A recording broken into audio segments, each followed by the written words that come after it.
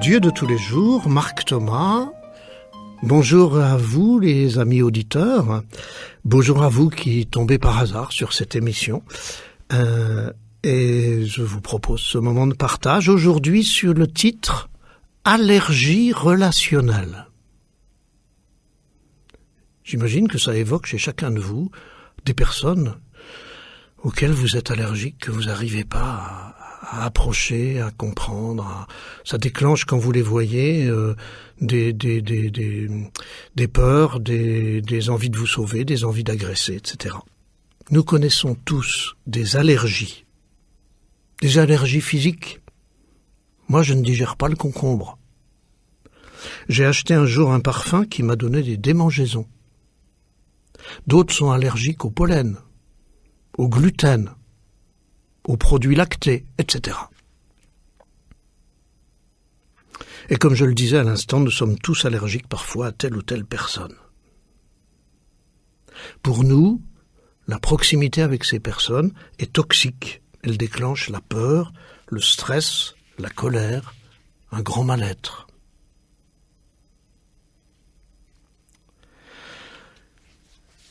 Une personne que j'écoute régulièrement, je vais l'appeler Magali, c'est pas son vrai prénom évidemment. Magali évoque une personne de la famille de son mari.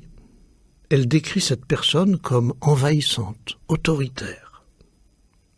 Plusieurs semaines avant l'arrivée de cette personne, Magali commence à stresser, à ruminer. Et quand la personne arrive, c'est insupportable, d'autant plus si ça dure, jusqu'à perturber sa relation avec son mari. Magali n'est pas la seule dans ce genre. Beaucoup d'entre nous pourraient évoquer des situations semblables. Alors que faire en pareilles circonstances? Se taire, ce n'est pas la solution, car le silence laisse l'autre faire et me soumet à lui. Parler, c'est risqué, parce que l'agression subie peut me conduire à des paroles violentes. Faire comprendre à l'autre est la plupart du temps voué à l'échec, car nous voudrions lui dire que ça ne nous convient pas, et nous voudrions lui dire ce qu'il devrait faire. Et cela heurte la volonté de l'autre de nous faire comprendre l'inverse. Il faudrait pouvoir dire non, fermement et calmement, sans argumenter. Dire non, non pas à la personne, mais dire non à ma présence quand cette personne est là. Dire non, puis prendre de la distance ou du recul, d'une manière ou d'une autre. Certains arriveront à rester en présence de la personne tout en se protégeant et en ne se laissant pas influencer. Mais pour beaucoup, c'est difficile.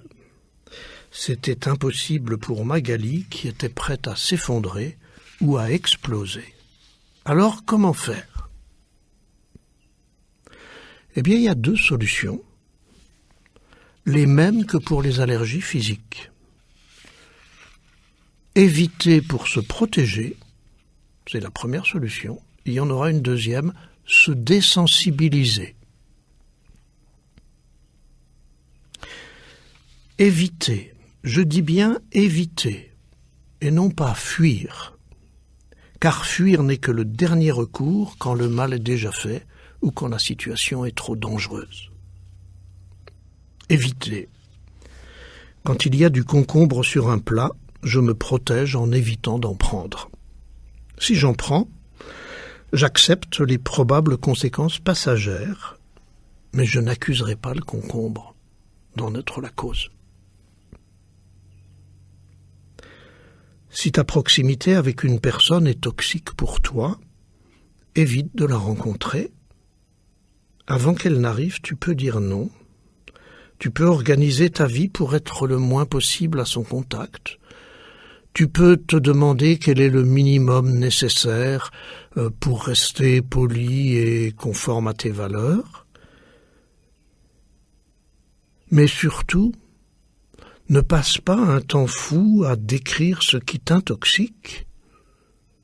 Choisis ton autonomie en restant à distance. J'ai une personne qui m'est proche et que je vais voir de temps en temps. Je sais que si je reste trop longtemps, ça va devenir insupportable pour moi. Donc je vais la voir parce que je tiens à la rencontrer de temps en temps et à ne pas couper les ponts. Mais je ne reste pas très longtemps, car très vite, au bout d'un moment, je sens que je suis intoxiqué. Et donc je me protège en connaissant mes limites et en acceptant momentanément. Le fait d'accepter momentanément et de savoir que ça ne durera pas est déjà allégeant. C'est déjà une manière d'éviter le trop-plein. Alors c'est parfois difficile et nous pensons que c'est impossible d'éviter et de prendre de la distance.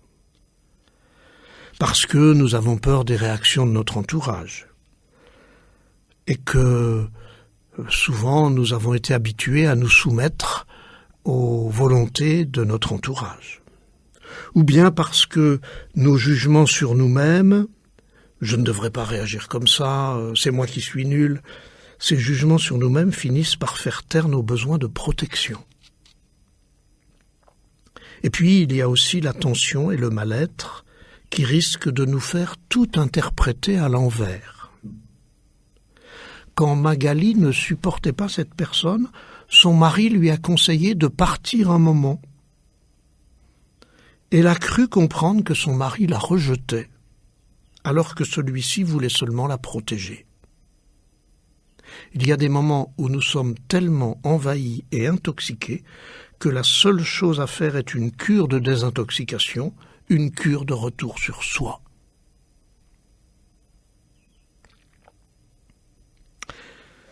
Si je suis allergique au gluten, j'évite le pain et je choisis des produits de remplacement.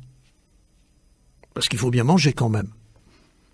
Si je suis allergique à un certain type de personne, je ne tourne pas ça en boucle pendant des jours et des jours, car je m'intoxique alors moi-même.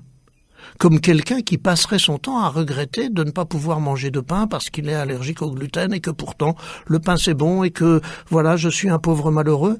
Stop!